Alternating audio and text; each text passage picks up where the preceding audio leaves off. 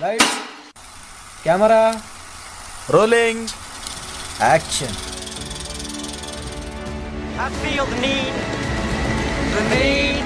for speed. Ow!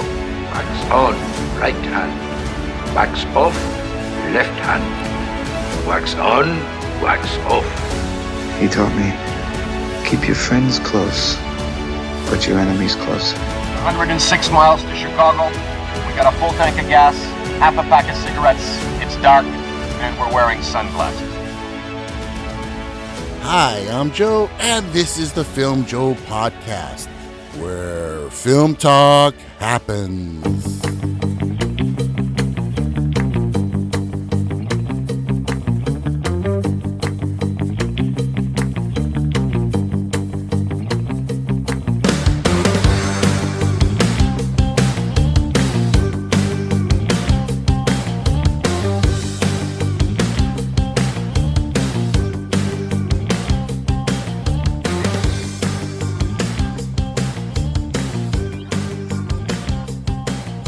Hi, I'm Joe. I'm Daisy.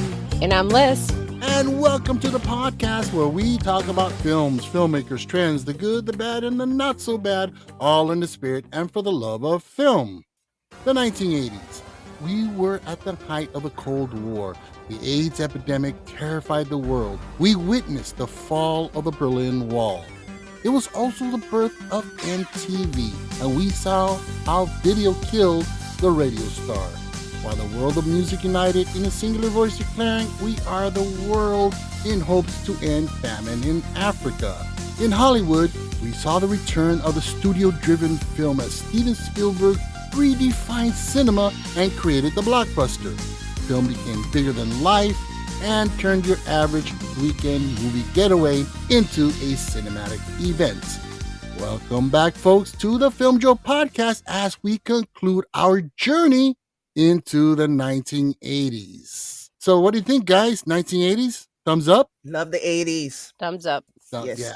Yeah, definitely some good ones. And I think we got a couple of really notable ones here to end the decade with. One's not so great. One is very interesting and a very polarizing kind of film. But it's going to be interesting. It really is. Yeah. To say the least. And suffice to say, one of these is my favorite film of one of my favorite films of the decade. So, What? That's what I'm saying. Okay. All right. Wow, this is going to get ugly. I can feel it. Okay. And it's going to get dark. Dark. Wicked dark. Nice. So park the car because it's going to get dark. Okay. So let's get into this week's episode. It's time for A Severed Ear and Mythical Muses. So for our first film, a fantasy, a musical, a place where dreams come true. Universal Pictures announces the most dazzling romantic musical fantasy in years, Xanadu. Starring Olivia Newton-John, Michael Beck, and Gene Kelly.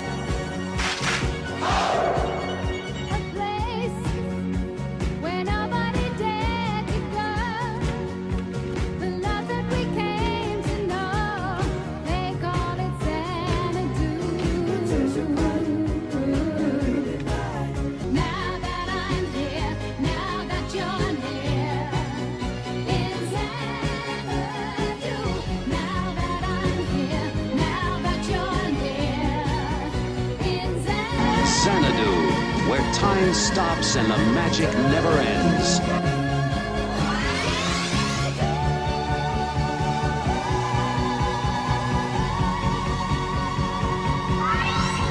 A struggling artist living in Los Angeles meets a girl who may hold the key to his happiness.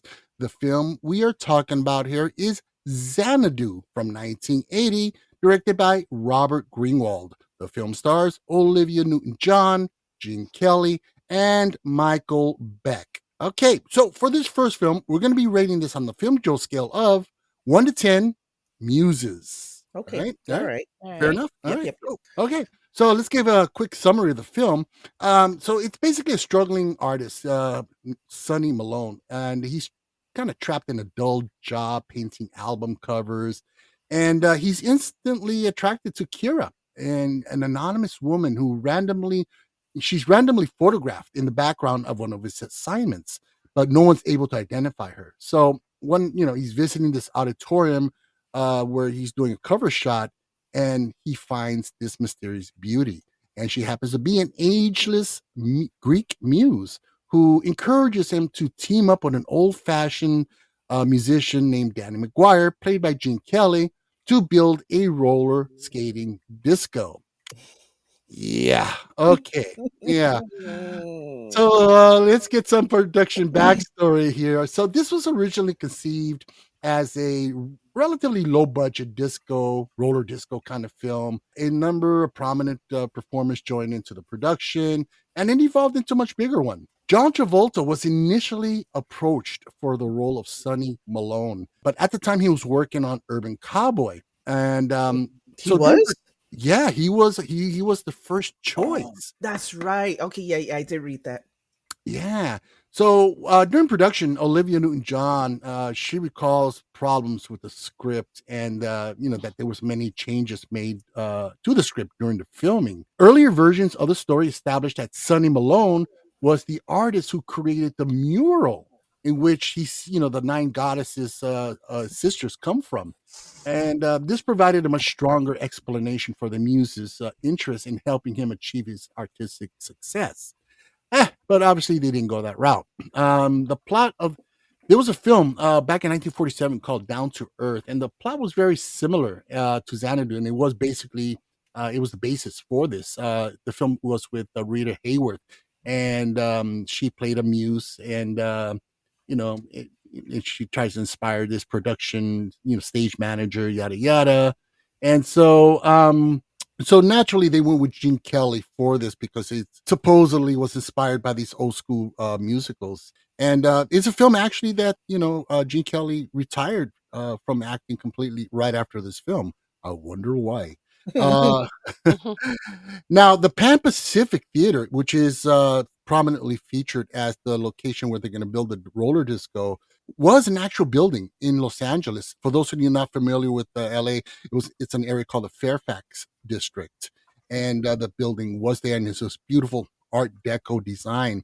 Unfortunately, it fell into despair, and around 98, roughly, it was destroyed completely in a fire. Oh, what a shame. Wow. Yeah, yeah, and it's just consistent with Los Angeles always being a city of tomorrow and fucking the past, and not really trying to preserve a lot of its theaters and historical monuments. So, which is pretty sad. Now, during production or after the film, Olivia Newton-John, she recalled the scenes that she did with Gene Kelly as pretty much one of the highlights of her career. I can imagine. Oh yeah, definitely. And so finally, the film was released August 8th, 1980. So let's get everybody's takes on this. Nancy, you go first. Well, as you know, I've expressed how I don't really care much for musicals. There are a select, number of movies that I do like, which are musicals that I like. Mhm. This one was definitely not one of them. It wasn't. It was. Oh God! So it was so goofy. So it was so cheesy. I was embarrassed to see Michael Beck in that after he was in, what was it, The Warriors. Right, I right. loved him in The Warriors. I thought he was a badass. And and I saw great potential for him. And I'm like, damn, I wonder if he was in anything else. And the only other movie that he was in was Xanadu. Yeah. Which is sad because I think that's what killed his career. Oh yeah, it definitely did. Yeah. Yeah. So, Yeah, but I mean, Gene Kelly was Gene Kelly, he was great, but it's just the movie was just so yeah, it was yeah. it was too much for me. Okay. Now, what about you, Liz? I mean, you actually like really bad musicals like Wicked. So, what did you think of this? Yeah. I love amazing musicals like Wicked. I watched Hamilton last night again for the 5,000 millionth time. So it's hard to get me not to like a musical. But this one, it didn't feel like a musical. It felt like a low grade extended like MTV video or like a high school play that was put on film or something. You know what I mean? It Right. didn't feel like a musical. I get that this probably has like a cult following. If Yeah, I it watched it does. back then and I was like singing with my friends, I'd probably love it. It's just, to me, it was so terrible. The acting was like mechanical. The effects were horrible. The story plot made no sense. I hated all of it. Gene Kelly was the only reason why anyone I'd assume went to see it. Yeah, definitely. Yeah, I saw this back in like 82, 83, and I didn't really care much for it back then, and I hadn't seen it since.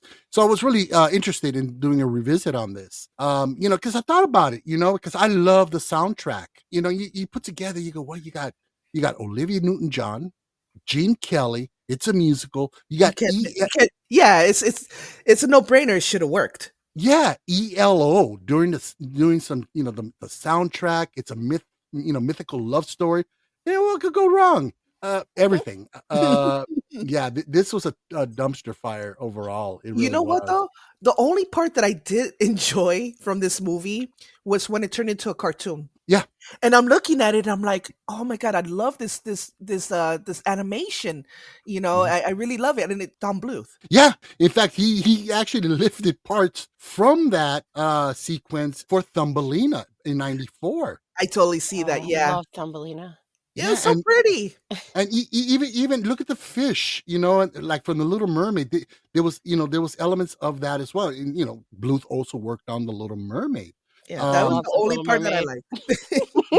liked. Yeah, Why didn't we cover The Little Mermaid? yeah, we should. Well, hey, that's the '90s. It's possible. So that's our next phase. So, but She yeah, was my idol. Yep. yeah. Mhm. But the thing is, it's like there was some really nice sequences, musical numbers in this. When Gene Kelly has a flashback of him and Olivia Newton-John back in the '40s, and they have this dance number. It was pretty decent.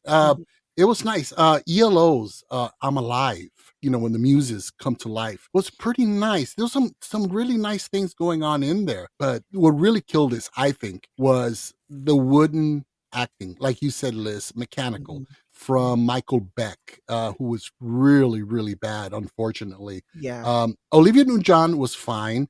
James Sloyan, who played the boss, who Michael Beck worked for, he's a damn good. I love him. He's a great character actor. Yeah, but his script was like, "Hey, you don't be creative," like an old man shaking his fist. I was like, "Oh my gosh, what am I watching?" It was like an after school special. That was so bad. Yeah. Oh yeah, and the dialogue. Oh geez, it was so crappy. I think a 12-year-old must have written it. It's so bad. I mean, Even Zeus, I was excited when I'm like, "Oh, okay, there's gonna be Zeus involved. He's gonna be an a-hole, make it next He was a level, make it dumbass. fun." And he's just like, "All right, go back." Like, yeah, that's not how Zeus would act. Zeus is a psychopath. Yeah, it's pretty much. Did he eat one of his daughters? He's like, One of his wives? I don't know. But I don't know if you guys noticed. I mean, first of all, of course, granted, the music was pretty good. ELO, Olivia Newton-John, and other artists. But the score itself, the music, it sucked ass. It was almost like TV show level, and it did feel like a TV show. And that's because the director, Robert Greenwald, that's all he's done before this.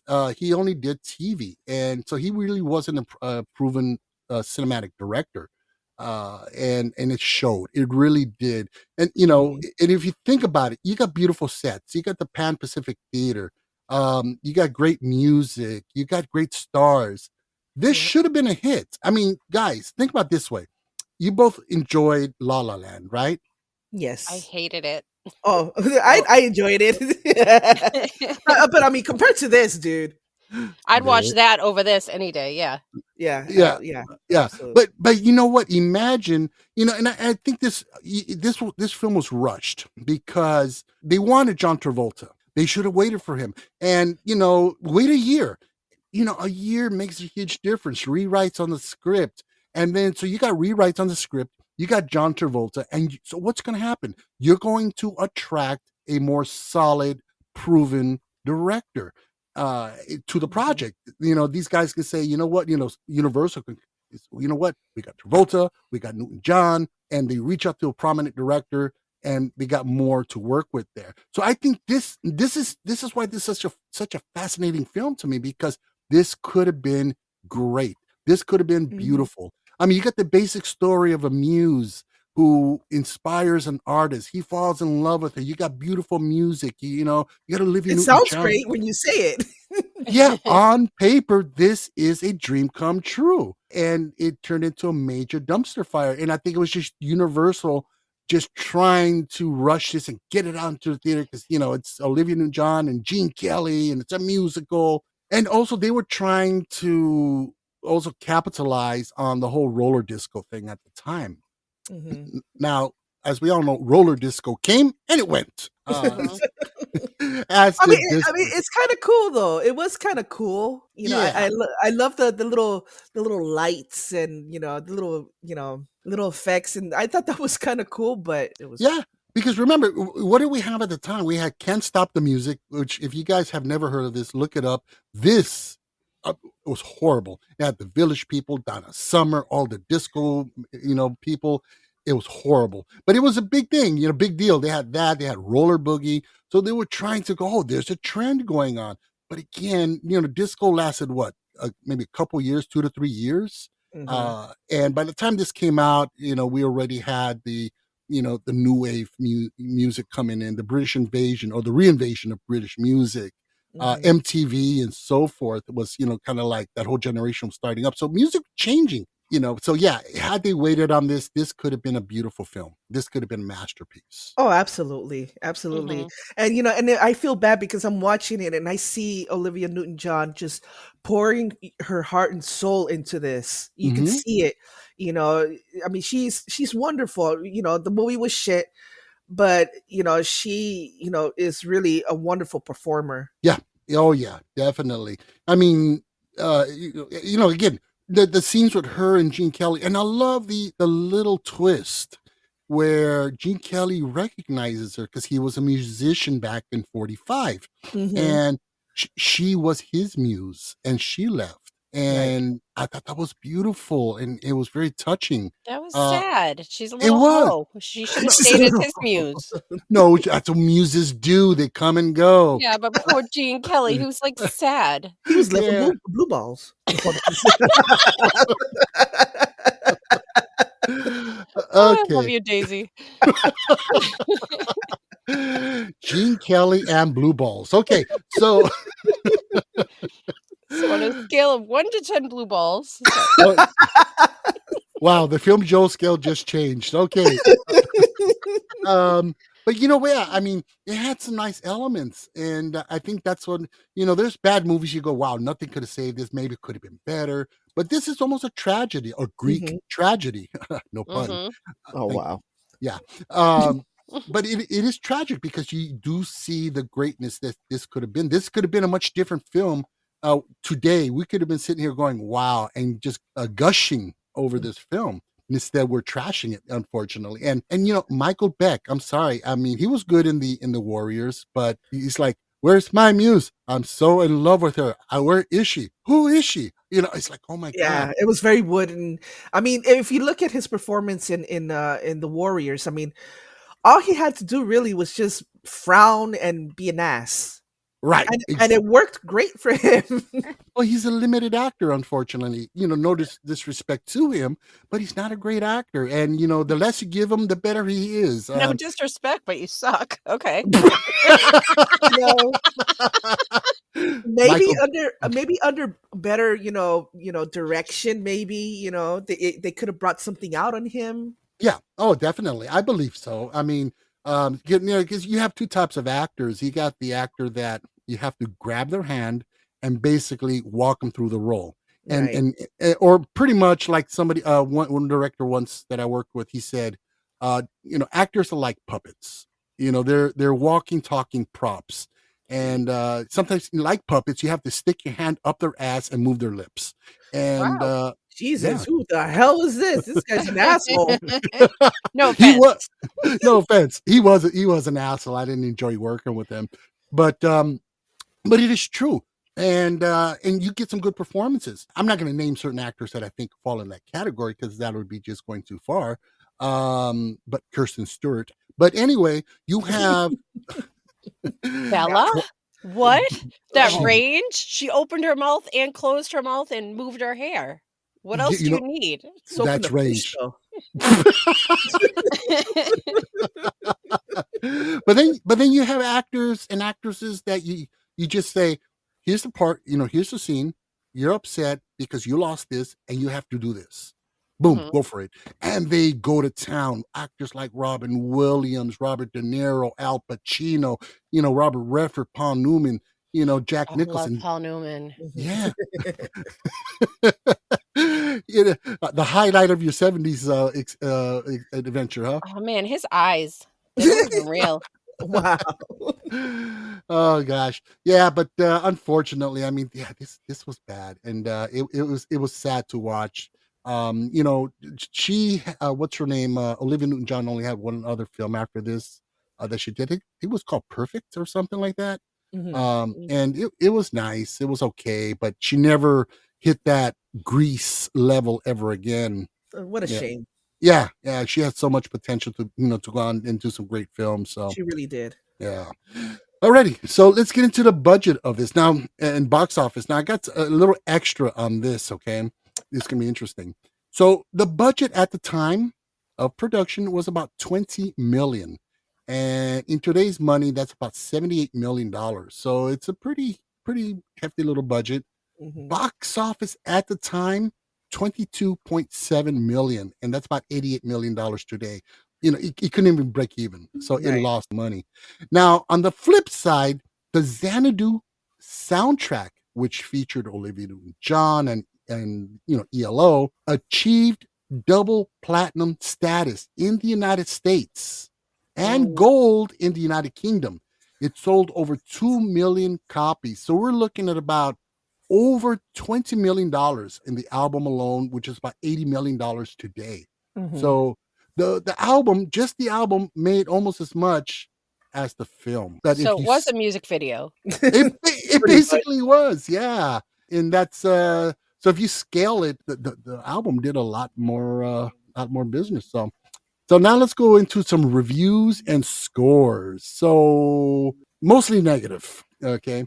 Now as this was a red flag. Universal, they canceled all the press screenings for this film. Oh.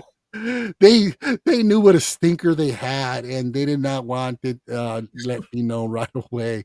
But Roger Ebert, he awarded the film 2 out of 4 stars, and he described the film as a mushy and limp musical fantasy with a confused story redeemed only by Olivia Newton-John's high spirits and several strong scenes with Gene Kelly. Yeah. Limp. Okay. Limp, Limp. seriously. I've never heard that kind of rating. Holy Jesus. I got visuals on that. Yeah, not even Viagra could have saved this movie. Seriously. Oh man. Got yolks. Oh yeah. And Variety called it a stupendously bad film whose only salvage is the music. IMDb, it's at 5.4. It has Metascore of 31. Rotten Tomatoes critics score 31% with an audience score also of 31%. And Letterboxd has this at 2.9 stars out of 5. So it was skewered by critics and hated by audiences. Jeez. Yeah. Yeah, it's sad. Yeah. I mean, it does, now granted, it does have its cult following. People still enjoy watching this film. And I know they had a anniversary screening some time ago So I guess, I mean, I feel like if they had a play at my high school and I was in it, I would like it. That's probably like the only following it has. yeah, yeah. And those who, well, you know what? You mentioned earlier, maybe had you seen it when around the time it came out, Mhm. but no, because I saw it roughly around the time it came out in 83, 84, and I thought it was dog shit then. And let me tell you, I had a high tolerance for dog shit, and this one didn't pass muster with me. So Yeah. You And found it limp? you it found was, him. it Well, I don't was know. He did have a crush on Olivia Newton-John, so I don't know. no Ew. no limpness there.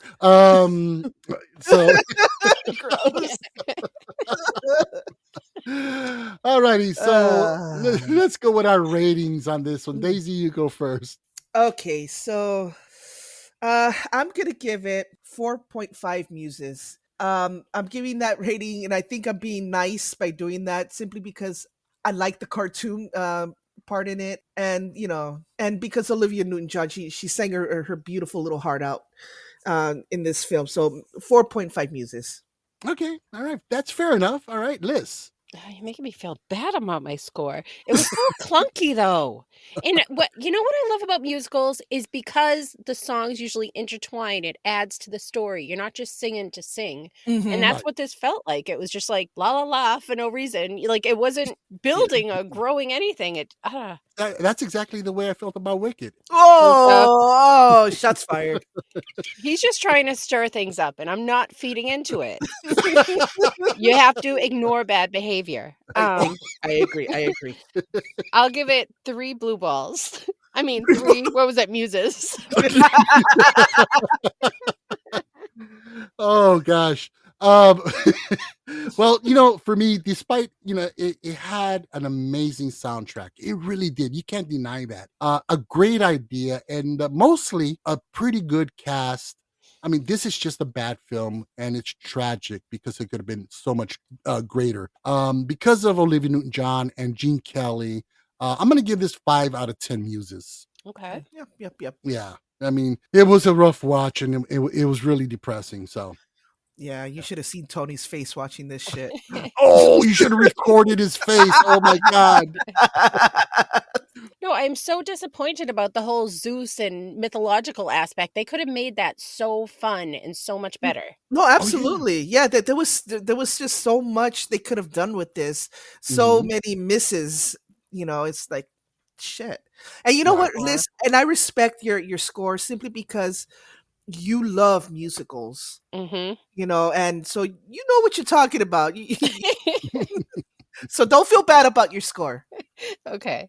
It's better Yeah. than the 0. Exactly. What did I give a 0 to? A lot of movies. Oh no, Flash Gordon. That was hell, man. That was so bad. By the way, that was the funniest episode, and I'm so sad I missed that. Gary and Gavin were hilarious. When they Yes. were reviewing Back to the Future, oh my gosh, I was losing it. That was so funny. Oh yeah. They're freaking awesome. I love those guys. I literally had to cover my mic because I didn't want to ruin the audio with my laughing. Gary, Gavin, we love you guys. Can't wait to have you guys back on. Oh hell yeah. When they go at each other, oh my gosh. They're the best. They're the best. Alrighty. So what do you say we dive into our next film? Yes. Sure. All right. It's a strange world, isn't it?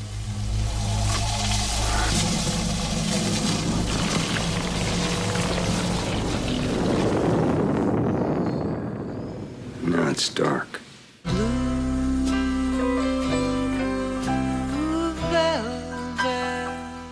Are you the one that found the ear? One name that keeps coming up is this woman's singer. The first thing I need is to get into her apartment. I don't know if you're a detective or a pervert. Do you like the way I feel? I still can see blue velvet through my tears. It's a strange world, isn't it? The discovery of a severed human ear found in a field leads a young man on an investigation related to a beautiful, mysterious nightclub singer and a group of psychopathic criminals who had kidnapped her husband and her child. The film we are talking about here is Blue Velvet from 1986, directed by David Lynch. The film stars Isabella Rossellini, Kyle MacLachlan, Dennis Hopper, and Laura Dern. So for this film, we're going to be rating this on the Filmjoe scale of 1 to 10 severed ears. Okay. All right? Yes. Yes. Okay. So let's get into some quick backstory here for the production. The film story, it originated from 3 ideas that crystallized in David Lynch's mind over a period of time starting as early as 1973. The first idea was only a feeling and the title. And the second was an image of a severed human ear lying in a field. And the third idea came to him with Bobby Vinton's rendition of Blue Velvet. And so for him, it all kind of came together there. The screenplay for Blue Velvet at the time had been passed around several times through several studios. All the major studios kept declining it due to strong sexual and violent content.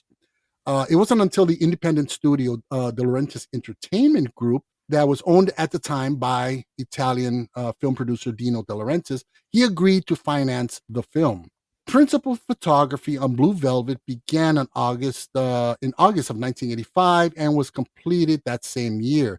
The film was shot at EUE Screen Gem Studio in Wilmington, North Carolina, which also provided the exterior shots of the fictional town of Lumberton.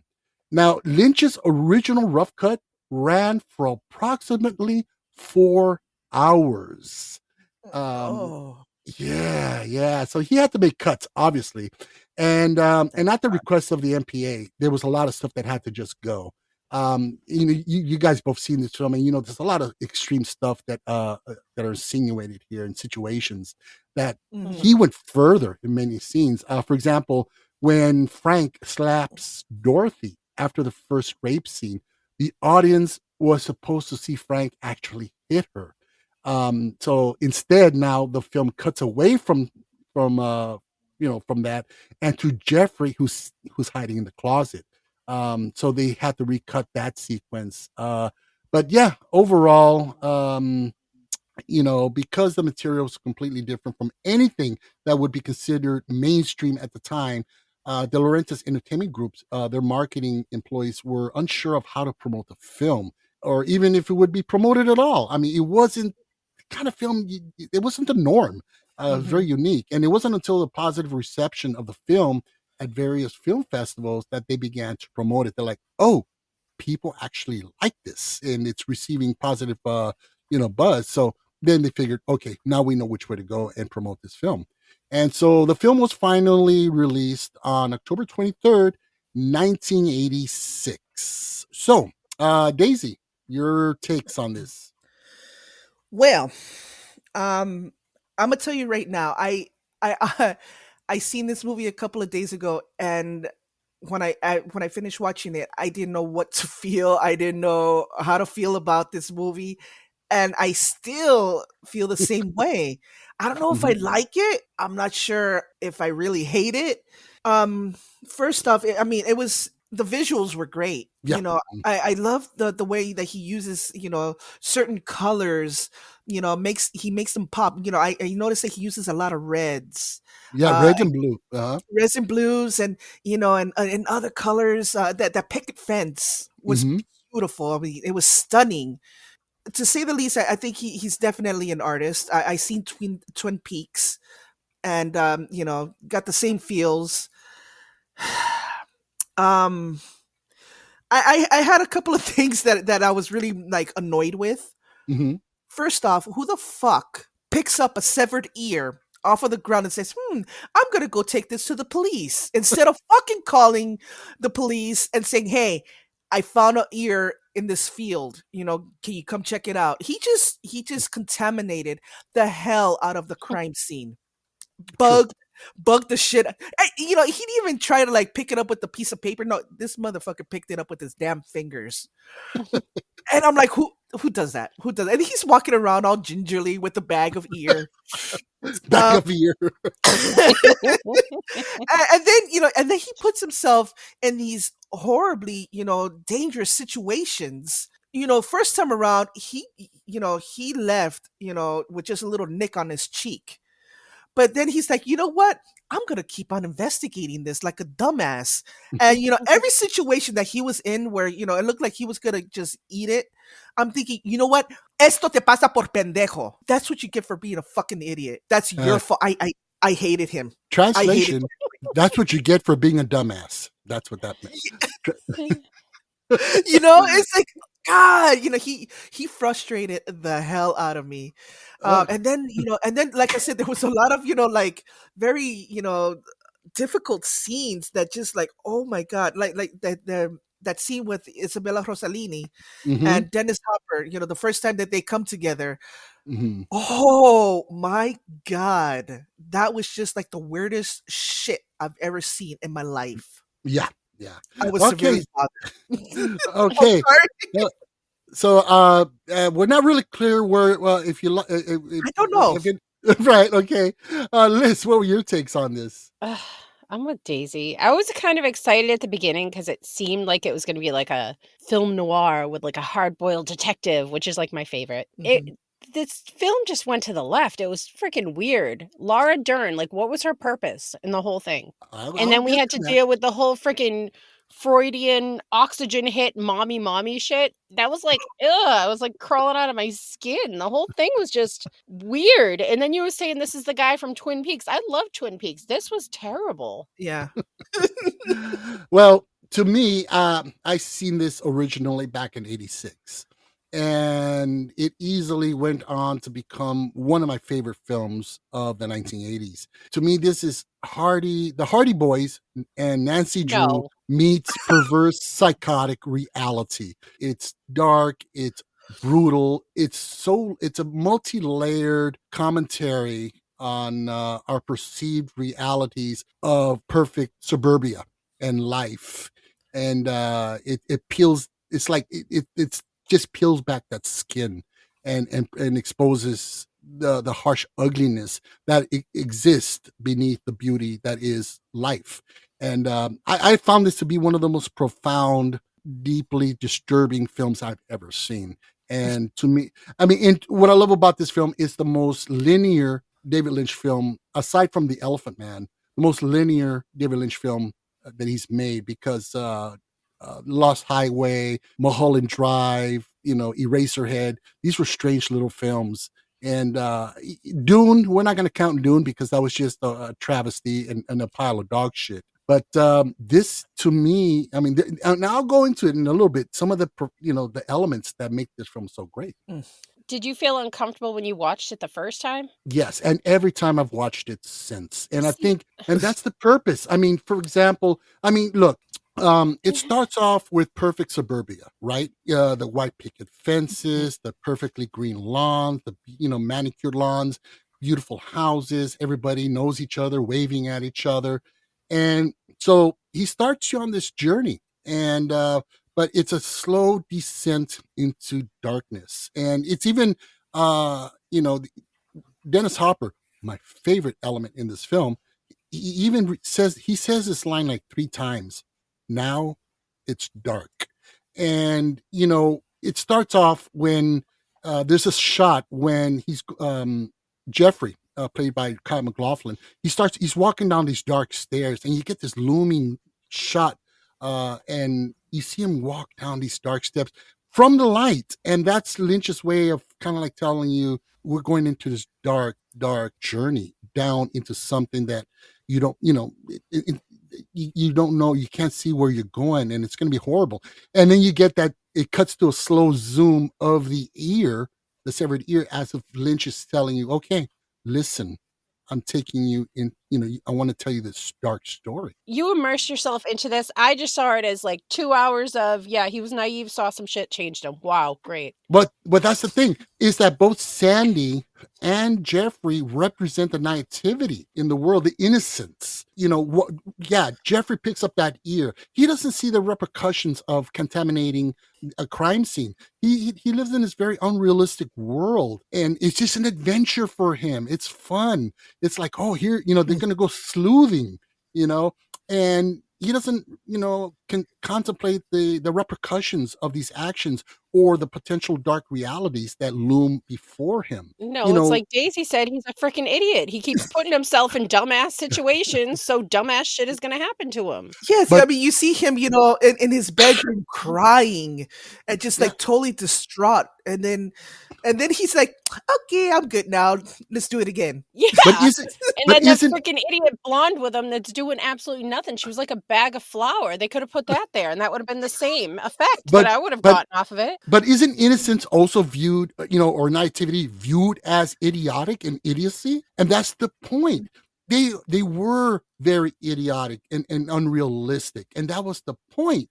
It was the contrast. The contrast. You got Sandy. She represents naive innocence. Initially, and purity.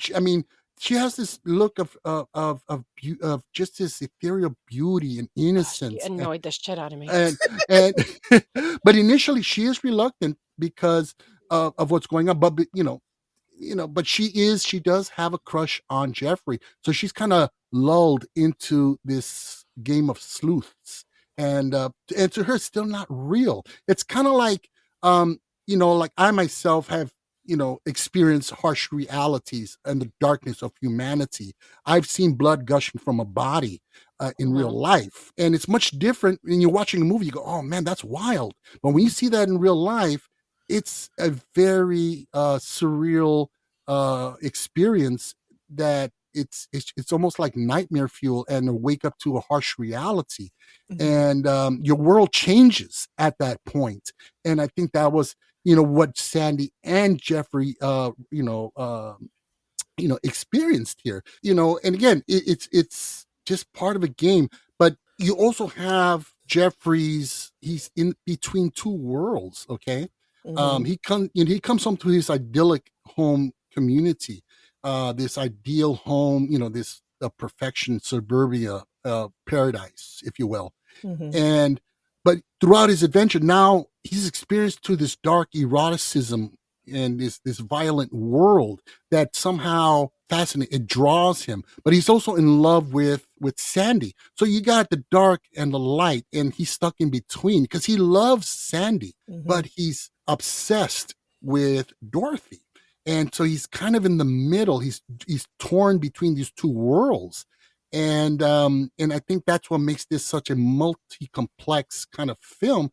And then you got Dennis Hopper. Fuck. I mean, this guy with his mommy issues and you know what though? He played the hell out of that scene though. That scene, I mean, yeah, I definitely got the creep vibes, and he did it well. It was really it was sick. I mean, it was the most disturbing and most brilliant performance I'd ever seen. Him taking hits off his oxygen mask, and then that scene where he first he goes over to visit Dorothy, and because she's his sex slave basically, and so he tells her, "Let me see it." That whole sequence, and when he sees it, he hits the oxygen mask really deep, and he goes, "Mommy." Oh God. You know what? Can I ask a question? Yeah. Was that something that okay, remember the movie Little Shop of Horrors? Yeah. Steve Martin's character. Hey, we don't compare the dentist to this. but he was doing the exact same shit. But he was getting high. So was this Steve Martin. I thought he was doing it because he can't breathe. He wasn't hitting oxygen, Steve Martin. He was hitting what's the stuff you get at the dentist office? I don't know, the laughing gas. I don't know. Laughing gas. Yeah. but was that taken from that? I mean, was that inspired by it? I hope not. It reminded me a lot about that. You're gonna ruin Seymour for me. Okay. Well, I'm about to really ruin that scene with Dennis Hopper for you. Isabella Rossellini had no panties on in that scene. God. And That's that was right. and that was the first time that Isabella and Dennis met. That they actually Oh, worked on a scene together. This bitch had no panties on. oh. Well, she got a genuine reaction because he was Yes, like, "Oh Yeah. fuck." mommy. Oh God. And what I love about this film is that the plot is simple. I mean, Dorothy is forced into sex slavery and to work for Frank, and he kidnaps her husband and her son to keep her in line so that she stays a slave. So was That's that the simple, ear? and that was the year. It was her husband's, Okay, see, and and that's something that wasn't. I don't know if it was clear to Liz, but for me, I didn't know what the hell was going on. Why is this chick, giving into this weirdo? Well, because he has Mhm. her kid too. But I Yeah, didn't know that until like way Oh, you know later. what was gross? Remember when she went to go see the kid and you hear the kid say "mommy," and I was like, oh "Ugh!" yeah, Oh God. Like, don't yeah. say that. Call me my name now. Yeah. Yeah, no Yeah. shit, huh? Yeah, and so, and that's what's great is that initially you just see that you are taken on this vicarious journey along. You are in step with Jeffrey in this film because you know as much as he does. He finds an ear, you see an ear. He doesn't know what the ear is. You don't know what the ear is, and the more he knows, the more you know. So, and that's where it becomes an immersive experience. Um, and but again, the plot is simple, but it's the complexities, the multi-layered complexities and themes and sub-themes that make this such an amazing masterpiece. um and again, I love, again, what really blows me away is, Dorothy, for example, she's attracted to Jeff. Okay, why is she attracted or obsessed with him? It isn't for the obvious reasons, because she wants to fuck him or she thinks he's cute, but he represents the good and the light that still exists in the world, something that she lost all hope for. So, in a twisted up, obsessive way, she represents hope for her. Mhm. And that's why she clings on to him. While he, on the other hand, is attracted to her darkness, her pain, which is a world is completely alien to him. Eroticism, violence, danger, everything that he's not. And You know what? I do like that. When they were being intimate, and she was telling him to hit her. There was kind of like a little image of a candle that was about to be snuffed out, yes, and and that's when he was telling her, "No, no, I can't do that." And then all of a sudden, it erupts just as he slaps the shit out of her. and I the thought that was pretty cool. and the candle goes out. And that Hmm. represents him finally crossing over, a part of his soul crossing over into the dark existence, dark world. Hmm. And it's just, man, I mean, it's just mind-blowing. Um, Hmm. you know, and there's so much. I mean, did you guys catch the thing with the beer? With The the Heineken. Heineken and the blue. Yeah, there's Heineken and Pabst Blue Ribbon. Pabst Blue Ribbon is Frank's, which is Dennis Hopper, Frank Booth's favorite beer. Hmm. Obviously, because it's blue. Okay, you get the blue ribbon, the Blue blue Velvet. velvet.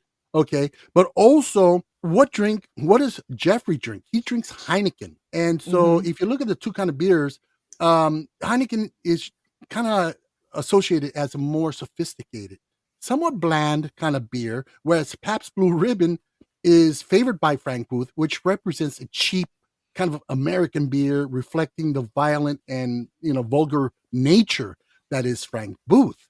So you got this cheap, Hmm. nasty beer, the low life beer, and you got the sophisticated, and that's where you have the contrast. So even down to they define the characters by their beer, in a very subtle, not over your head kind of way. Hmm. And I'm sorry, my favorite line amongst many, "Mommy" is one of them. Uh, God. when Don't he look at goes, me. But "Don't look at me!" Oh my god, that was insane. When Oh. he goes, he goes, "Let's get some beer. What do you drink?" Heineken. Fuck that shit. Pabst Blue Ribbon. I love that shit. Or when he said, or he goes, when he's like, when he finally up in the apartment, and they have the glasses out, and Chucky, by the way, the actor who played Chucky, Hmm. was the one pouring the beer. And he goes, "Oh, would you like me to pour it?" "Oh, what? I want you to fuck it. What do you think? Of course, I want you to pour the beer. I'm like, oh my. No, I want you to fuck it. Oh my God, I lost my shit. I mean, and again, a lot of actors, they passed on this role of Frank Booth, for obvious reasons, because it was way over the line. But but Dennis Hopper, in his own twisted, demented way, he's like, oh, I want this role. That's me. Yeah, no shit. I mean, he did it beautifully, really, for what it was. Oh man, I mean, now what did you guys think? The scene that broke my heart and kind of like cracks the perceived reality that Sandy has of beauty and innocence was when Dorothy appears naked, and she professes her obsession for to Jeffrey, and she looks over. She goes, "He put his disease in me," and you see that look on Sandy's face. Her world shatters. Because and this comes right after she professed her love for Jeffrey and him to her. It was a beautiful moment, and then it was ruined by. Okay, well, I mean, I was kind of distracted by that scene, by the weird shape that her mouth made. It did make it all shape. Tony was like, she looks like one of the Peanuts gang. The way that her mouth, I'm like, how did she do that? It was just, I was horrifyingly fascinated by that. I did feel the pain, but then Tony was like, yeah, but she fucking cheated on her boyfriend. She did. And but and one thing that one of her speech when she they're in the car and she talked, they're talking about the state of the world or the realities, and she talks about, so I guess it means that there's trouble until the Robins come home. And that was a beautiful speech, and it was a speech of hope. And however naive, it was still sweet and beautiful, and it's something that, even though you go, come on, that's not the real world, you still have respect for her character to at least be able to still hold on to that. Which is revisited. They circle back to that at the end of the film. So, but yeah, I mean, I love this film. I mean, it's about the innocence of corruption, small town horrors, the duality of human nature, loss of innocence, and in a sense, this is a coming of age film in its truest sense, in the most graphic and extreme way, because coming of age is you got kids growing up through a situation and realizing, certain realities in life this is an extreme version of coming of age. And of course, the sexuality and violence and the thin line between the two for many psychopaths. Right. Yeah. So, I mean, this movie is heavy. It's one of my favorite films of the 80s, easily. And it is disturbing. And you know what? For both of you, you both kind of came in with like, I don't know, or man, this is a very polarizing film. Either you hate it or you love it. Or, in some cases you come away with, I don't know. I appreciate it. Yeah. And it's a heavy film. Right. It's not just a one layered, film. I mean, it has many deep layers to it. The symbolism in it is fascinating. The visuals, the storytelling. I mean, this is something that you kind of have to look at it as if it was a complex piece of art. Yeah, and it's exactly what it is. I mean, you got Frank Booth, who is a very complicated, complex character. And, you got a lot of stuff, a lot of symbolism, a lot of stuff going on in the background. But what do we know about Frank Booth? Not enough. But we do know enough. We know he has mommy issues. He has a fascination with velvet, blue velvet in particular, Candy Colored Clown, the song Blue Velvet. He had a fucked up childhood and a fucked up upbringing. We don't know the details, but that's all we need to know. Yeah, and exactly. That's the basis for the thematic elements within this film. Yeah. And it's funny because, watching this reminds me of the last, how many seasons did Twin Peaks go for? Oof. I don't remember, but I know that last season definitely got this level of weird. Yeah. And like I said, I don't know have you guys seen any of his other films, like The Lost Highway and no, but you know what's funny is that you remember the scene where Dennis Hopper is with his gang and Kyle MacLachlan, he's in the car, and Yeah. they're driving down the highway, and I'm looking at the the road. They kind of show the road. I didn't remember this little factoid, but I was like, damn, that shit reminds me of Lost Highways. Yeah, exactly. And I didn't make the connection that was a David Lynch movie until like after the fact. I'm like, oh shit, it was a David Lynch movie. Yeah. Oh, you know what part I did like? When they were driving down the road and they pulled I always think of him as Orson from Desperate Housewives, Kyle MacLachlan out. And that, like, I don't know if she was a hooker or whatever, hopped on the car and she was just jamming out. I did like that part. That was probably the only thing I liked in the movie. She didn't give a fuck. Yeah, it was so weird and disturbing, but yet it fit. It worked. I mean, my favorite little sequence was Dean Stockwell when he's singing Candy Colored Clown into that light fixture. Was that him? That wasn't him really singing, was it? No. Oh. And what's interesting is the song Candy Colored Clown, which was sung by the late great Ray Orbison. Orbison, was approached by David Lynch. He read the script and he's like, nope, I'm not authorizing this. He didn't want his he didn't want, but Lynch found a way, a loophole in order to be able to use the song in the film. And so shortly after the film comes out, Roy Orbison went to go see the film. When he was done watching it, he basically got in contact with David Lynch, and they ended up working together on a video with a new song written by Orbison for the film. Oh, wow.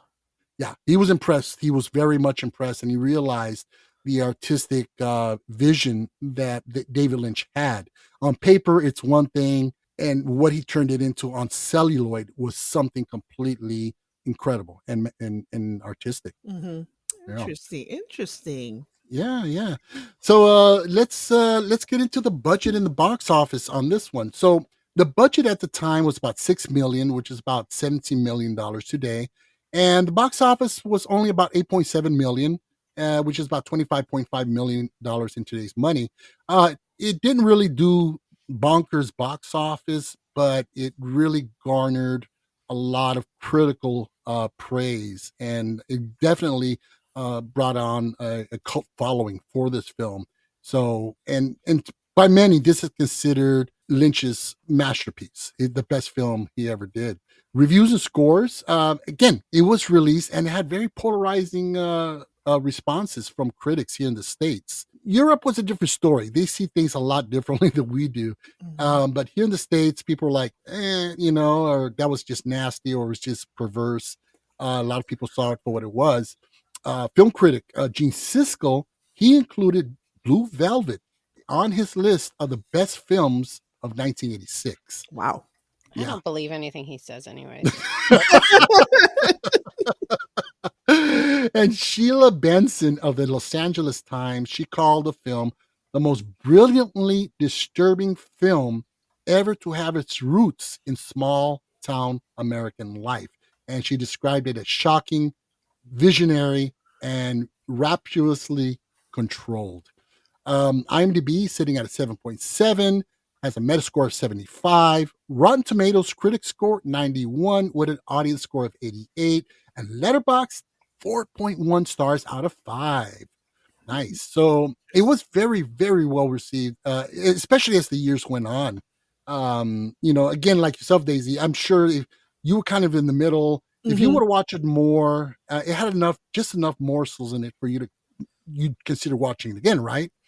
And I'm sure the more you watch it, the more you go, whoa, I see what's going on here. And it'll drag you in deeper. But it is one of those films that you watch and you need a bleach bath after. Oh my God, I was thinking the exact same thing. Like, I need to pour some fucking bleach down my ears, my eyes, because I need to be purified again. I want to watch a cartoon. Yeah, and that's a testament to the film, because it drags you through this nastiness and you feel it. So I mean, yeah. So let's give our ratings on this one. Daisy, you go first. Okay, so while I honestly won't be seeing this movie again. it was too intense for me. I tend to go towards something a little bit more lighthearted. Okay. But I do recognize it for what it is. It was, it was a piece of art, very piece of dark art. Yeah. And yeah, like you say, the more you look at it, the more you see, the more you understand, and it's. I thought it was great. In that sense. So my score is based on the artistic ness in it. So I'm gonna give it a 6.5. Okay. All right. Fair enough. Liss, here we go. What do you mean, here we go? I think that it was so over the top. Like, they didn't have to have her naked like that. If they didn't, I probably would have enjoyed it more. I just feel like they were trying to make you feel like uncomfortable, like doing anything and everything they could think of in their minds. Like, oh, okay, I read this theory by Freud. Let's throw that in there. Let's put this in there. You know what I mean? I didn't enjoy it. I get the point that they were trying to do, the artistic behind it, but it did not resonate with me. Maybe I don't like coming of age movies. Maybe that's it. I don't know if this is a coming. Well, I guess it's a coming of age. Yeah. Yeah. I don't know. Maybe it is. Maybe it isn't. But I suck, and you're gonna hate me. I'm giving it a 3. I know. No, you know what? That's absolutely fair. I respect that because I didn't really care for it. He's like, I was just doing this to shut Joe up. Yeah. Wow. No, like I said, mine is based. Like I said, I see the artwork in it, and I think it's it's actually it's beautiful, but it's just gross at the same time, and I can't. But don't you think that minimalizing and making things more psychological is more? Well, I thought this was hella psychological, to be honest. It was way too psychological. It's just like it's not my cup of tea at all. Well, that's David. That's David Lynch. Yeah, he's gonna really give you something to remember. If anything, you're both gonna definitely remember this film. Yeah, good or not bad. Watch again. Yep. Okay, so my score, to me, this is a masterpiece of dark noir nightmare psychosexual eroticism. This is for me a 10 out of 10 severed ears. Wow, damn, that's a lot of ears. Yeah, a lot of severed like ears. 5 pairs, man. Okay, So yeah, I mean, you know what, guys? These two films, if anything, they were very interesting to talk about in the sense that, whether you like them or not, there was a lot to both of these films, and one had extreme potential, and the other one, according to you guys, hey, it was over potentialized. It went too far, and but these are both very notable films from the 80s that a lot of people don't. They don't recall and they don't remember, and hence it makes these two films very important, good or bad, for better for worse, And if it makes you feel any better, Blue Velvet was actually better than Xanadu. Yeah. Well, I thought it was better. Yeah, no shit. That's not a high bar to set, man. I can find both.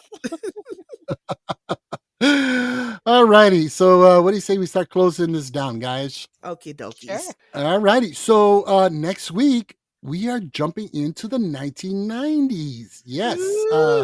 Grunge rock and indie films and all that good shit. So we're going to open it up with a couple of bangers that I believe epitomize the flavor and is a perfect introduction to the decade. So we're going to have Reservoir Dogs from Quentin Tarantino and Swingers from John Favreau. Those are going to be some really interesting ones to cover and a lot of fun.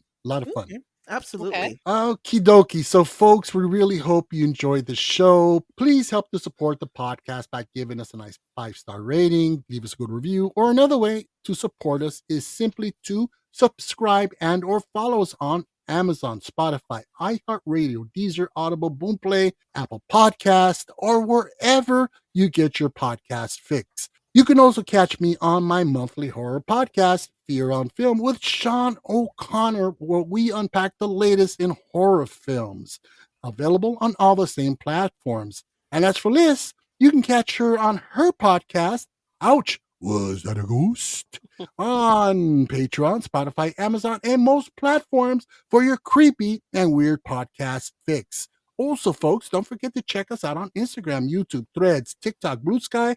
All of these links, they can be found in our link tree below in the show notes.